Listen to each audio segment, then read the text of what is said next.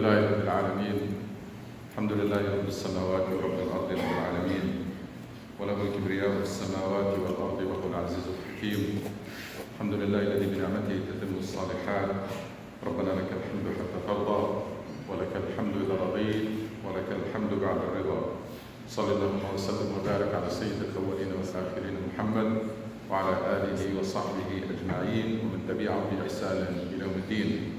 أشهد أن لا إله إلا الله وحده لا شريك له الملك الحق المبين وأشهد أن محمدا عبده ورسوله وصفيه من خلقه وخليله وأمين على وحيه. يا أيها الذين آمنوا اتقوا الله حق تقاته ولا تموتن إلا وأنتم مسلمون.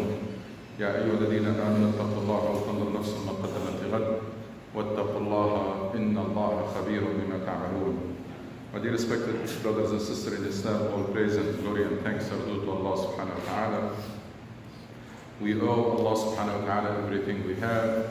We are completely dependent on Allah subhanahu wa ta'ala for all our needs. يا أيها الناس أنتم الفقراء إلى الله والله هو الغني الحميد.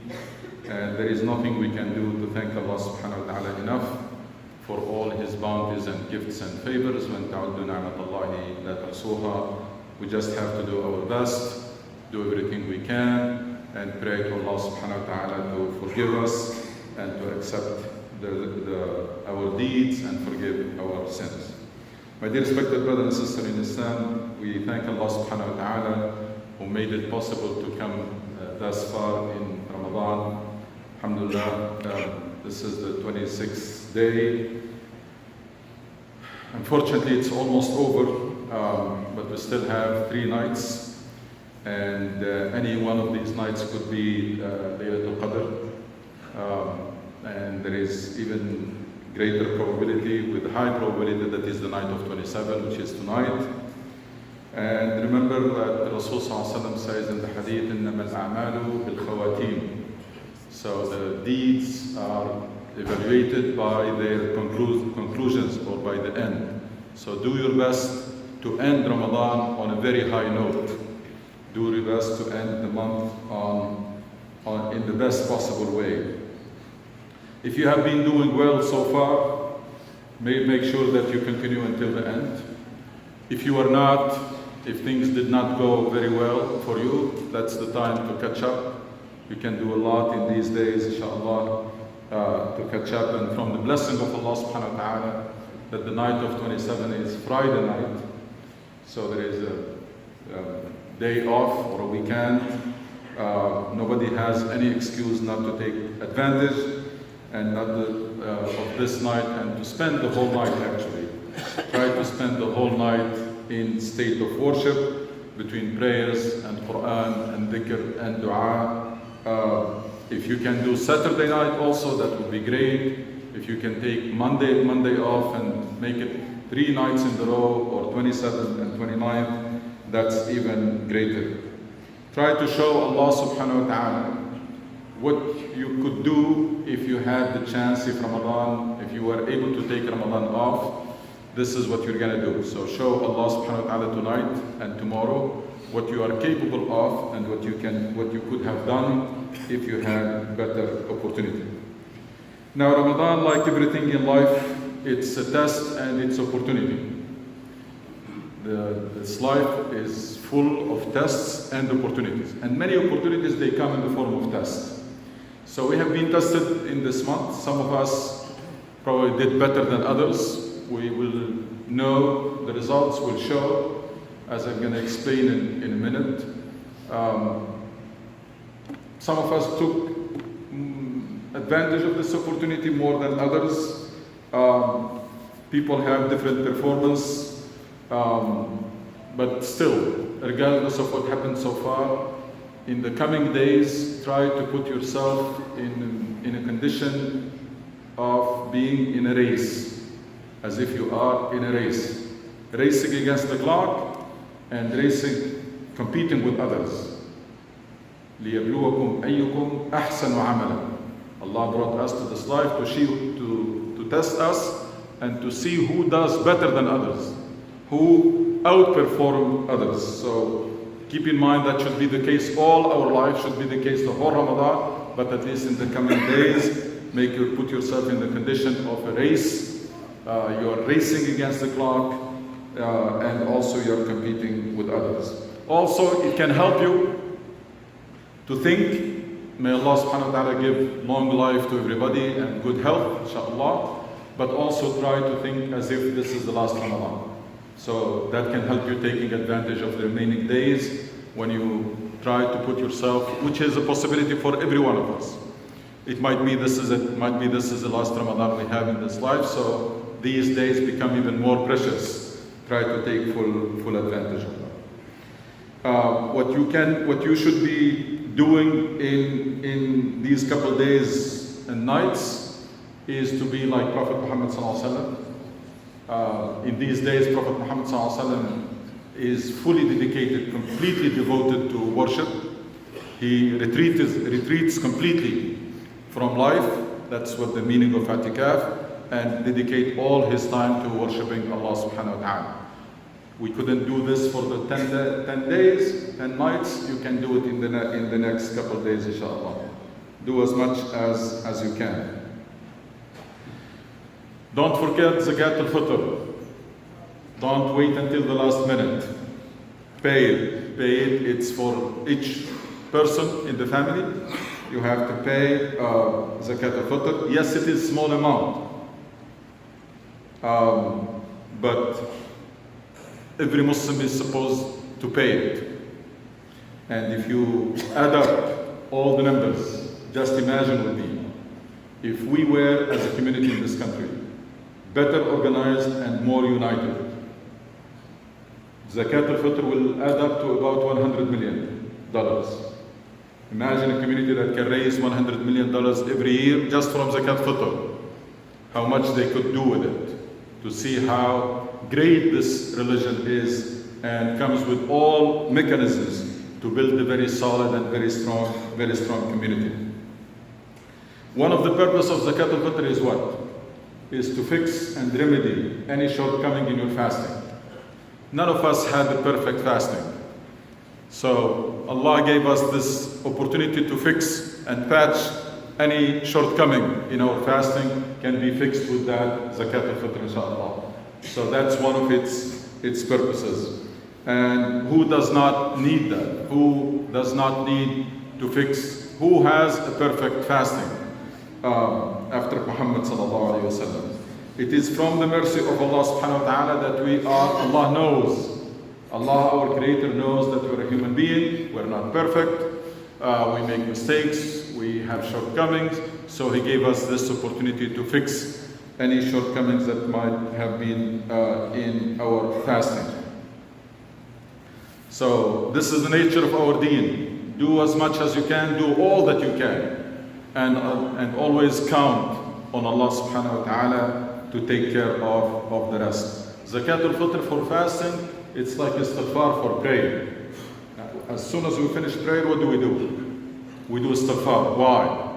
Because we feel that prayer was not good enough for Allah subhanahu wa ta'ala, so we're asking Allah to forgive the shortcomings in our prayers. That's what we do in Zakat al-Fitr. It's the same thing. We pay Zakat al-Fitr to fix any shortcomings that might be in our fasting. That reaffirms something important about our deen. Our deen is about giving. Our deen is about compassion. It's about sharing. It's about solidarity. Everything in Islam was meant to bring you closer to Allah subhanahu wa ta'ala and was meant to bring us closer to one another. Everything you can think of in this deen, that's the purpose of it. Eventually or ultimately is meant to bring you closer to Allah and meant to bring us closer to one another and strong community. Allah will bless you with the bounties, with ni'mah. What do? You become more thankful to Allah. You come closer to Allah subhanahu wa ta'ala. And what else you do? You share some of what Allah has given you with the community to make it a stronger community. You may commit a sin. What do? Same thing. You make istighfar that brings you closer to Allah, and also a lot of sins requires kafara, that you give something to fix or to take care of that sin. So everything in this deen was meant to bring you closer to Allah, enhance your faith and your spirituality, the spirituality of the individuals, and the cohesion and the unity of the community. Starting with Tawheed itself. That's what it meant. Tawheed meant to bring us closer to Allah and unite us.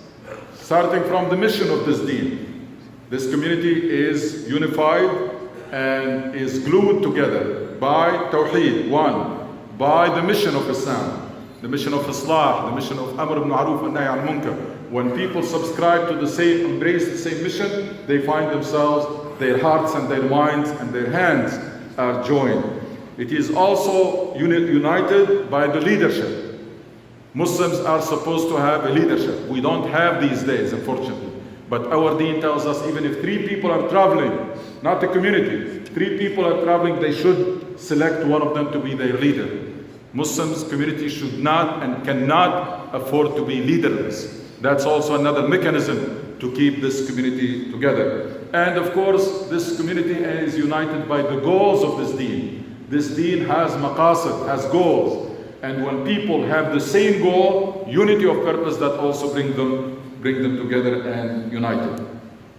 And then all the ibadat, they are meant to do the same thing. Closer to Allah, closer to one another.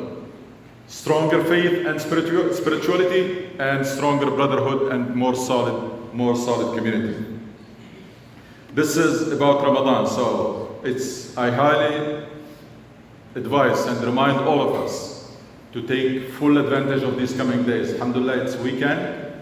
No excuse. Try not to spend or to waste any time on anything else. Minimum. No time to spend on cooking and food, and all of these should be kept to the minimum. This is the time for ibadah, to dedicate yourself to take advantage of whatever is left in this great month of Ramadan. Second point I'd like to talk about today is that in few days we're having Eid.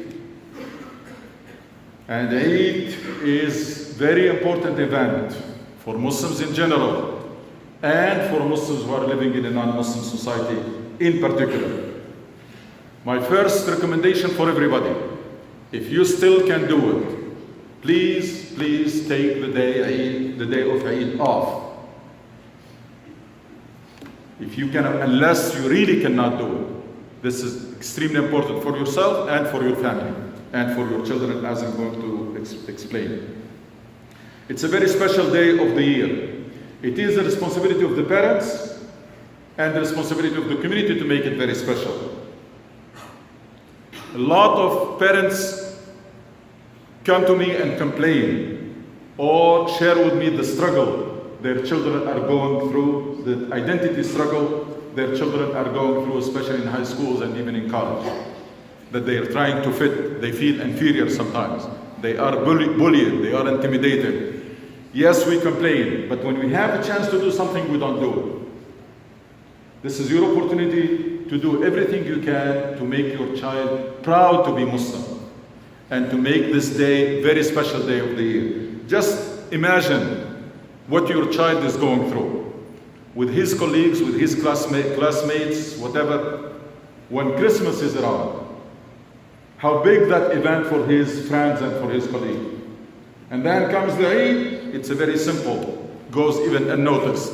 Nobody is doing much, or people are not doing what they're supposed to do. That's wrong, and that has to be fixed, and sooner rather than later.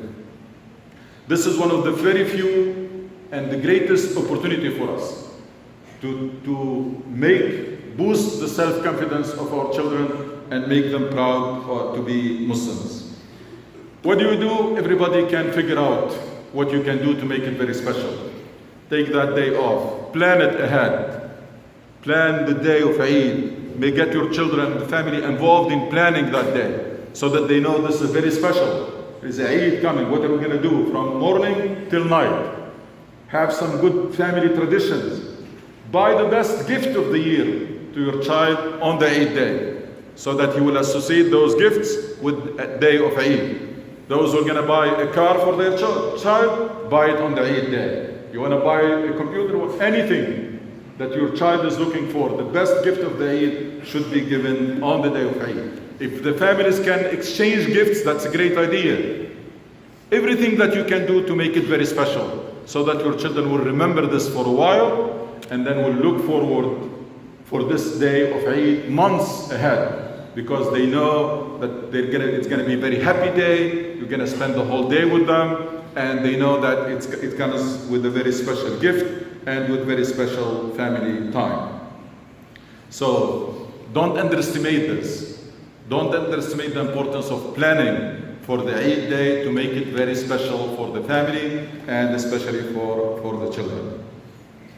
Speaking about planning ahead, in few days, Monday night, Ramadan will be over. And we're going to go through a very difficult test and a very difficult transition. It's a very important transition. Those who are not aware of it, they end up failing the test. But why? Because they are not aware that they're going to be tested. What is this test? Basically, in Ramadan, when you are flying, sometimes there is a tailwind that is pushing the plane. Plane will arrive faster. Why? Because that is a tailwind. Ramadan was like a tailwind for us. We're going to lose it. We're going to be on our own after Ramadan. And be prepared for that transition to pass it successfully.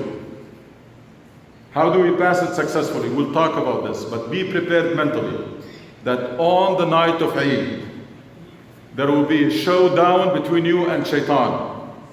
He's coming with an agenda. I'm going to tell you about it. You're going to have to be ready for it so that you can win that showdown with Shaitan. Shaitan is coming with a very simple agenda. First of all, he's very mad now, very angry seeing what you're doing. Your relationship with the Quran, your prayers, your dhikr, all of this, Shaitan is not happy at all. So he's waiting for the opportunity to take revenge from you and from Ramadan. What is the agenda?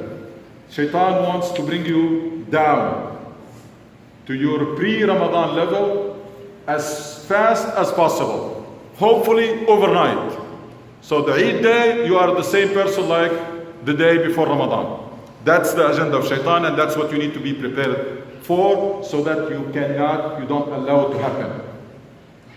You don't work so hard in Ramadan and try to end it on a very high note and then just overnight lose and squander all of this. It would be very silly if we allow this to happen. So be prepared mentally, and inshallah in the second khutbah we'll talk about what can we do and how we can prepare for this so that we pass that test successfully and we keep the gains that we worked so hard to make them for Ramadan. وَتُوبُ إِلَى اللَّهِ إِنَّهُ غَفُورٌ رَحِيمٌ.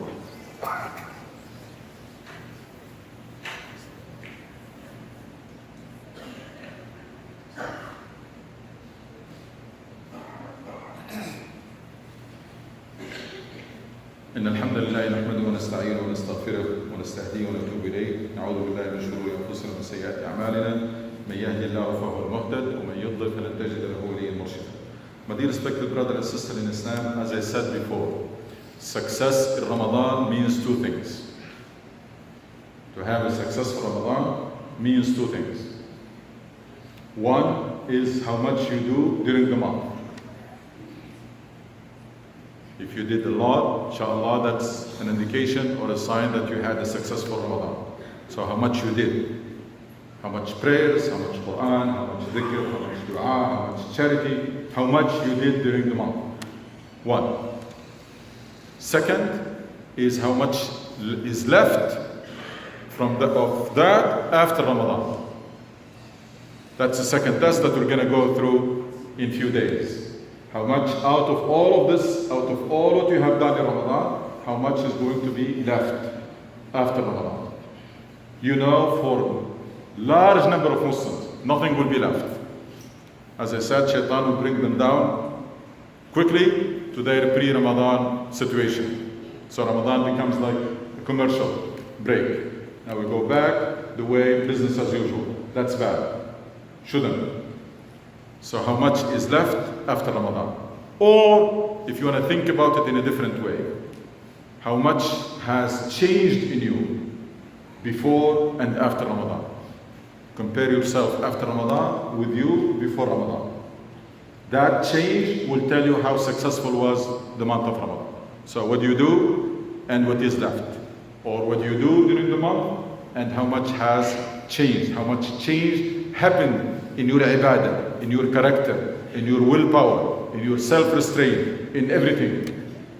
How much change, how much improvement, how much upgrade took place in Ramadan.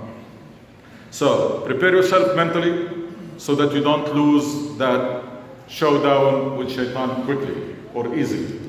Now what you should be doing from the day of Eid and the day after, try to pray at night.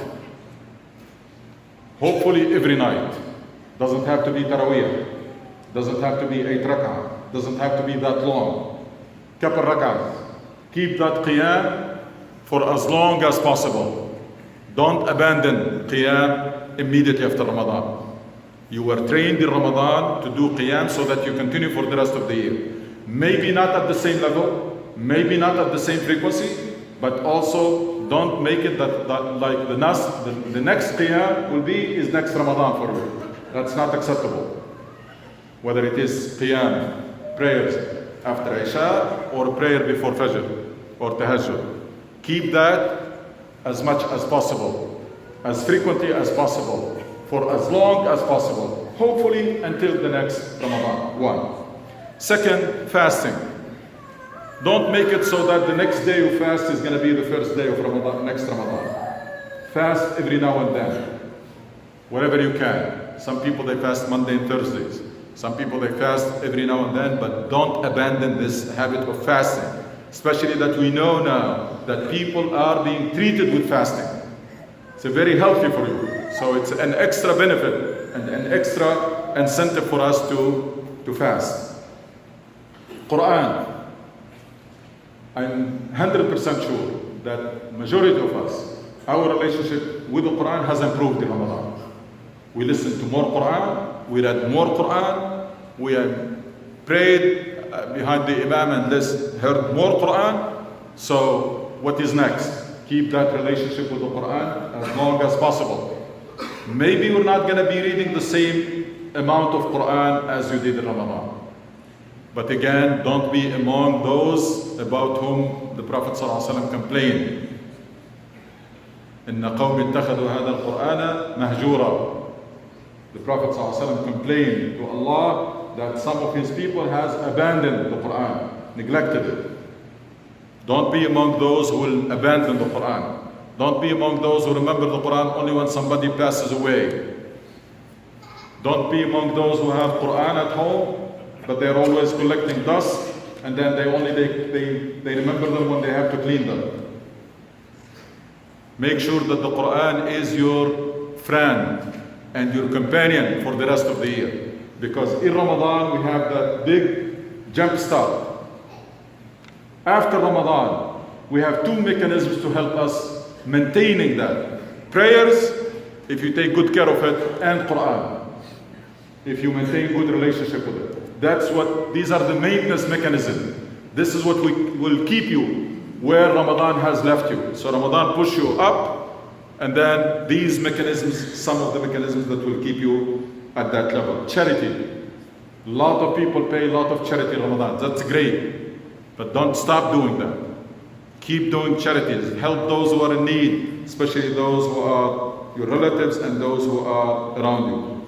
Bottom line, the way you think of it in Ramadan, after Ramadan, the way you think of it is like somebody who had a seasonal business. You know, there are some businesses where people collect all their money in 2 or 3 months. Think of yourself like someone who has a seasonal business. So in Ramadan, you collected a lot of gains. Now you have to keep them for the rest of the year. At least as they decrease only slowly. Make it soft landing, not free fall. Soft landing, meaning even if you're losing things very gradually, very slowly. And you always try to resist and try to keep as much and defend the gains that you worked so hard for them. So that's the spirit that we have to have in these few days. Taking full advantage, racing against the clock, competing with others, and then brace for the day, the transition after Ramadan and the showdown of shaitan, and be prepared to win to pass that test and to win that showdown or that battle with shaitan, if you are prepared, he cannot trick you. He cannot deceive you. He's going to come on the day of Eid. You want to go to the masjid. You want to open the Quran. What you're going to hear from shaitan? Ramadan is over. What are you doing? When you are ready, you can say, go away. I'm not worshipping Ramadan. And can I abdu Ramadan? Ramadan is going to be over. But we are worshipping Allah subhanahu wa ta'ala, and Allah is always there. That's what the Abu Bakr as-Siddiq radhiyallahu anhu said about Prophet Muhammad sallallahu alaihi wasallam. When people were shaken by the death of Prophet Muhammad sallallahu alaihi wasallam, what did he say? من كان يعبد محمدا فإن محمد قد مات.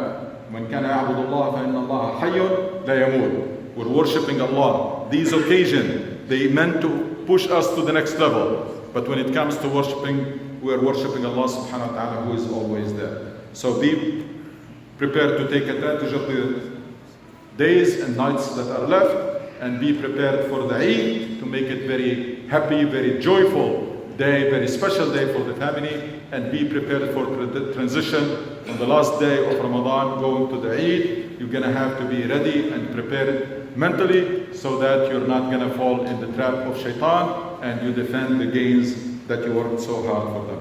ربنا اتنا في الدنيا حسنة وفي الآخرة حسنة وقنا عذاب النار.